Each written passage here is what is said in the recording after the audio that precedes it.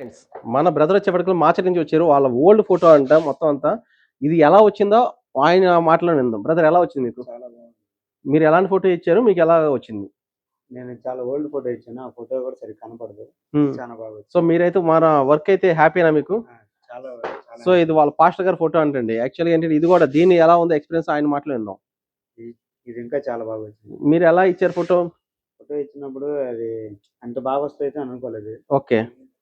So అట్లాగే వాళ్ళ family photo కూడా మనకి ఇచ్చారు బ్రదరు. సో ఇది వచ్చేప్పటికల్లా వాళ్ళకి ఫ్యామిలీ ఫోటో అన్నమాట. చాలా ఓల్డ్ ఫోటో ఇచ్చారు మనకి. అది కూడా ఎలా వచ్చిందో కనుక్కుందాం. చాలా బాగా వచ్చింది. సో మీకు మన వర్క్ వచ్చేప్పటికల్లా ఎంత రేటింగ్ ఇస్తారు? 5/5. సో అంత హ్యాపీ ఫీల్ అయ్యారు. సో ఇది మీకు మామూలుగా ఎలా తెలిసింది మీకు ఇది?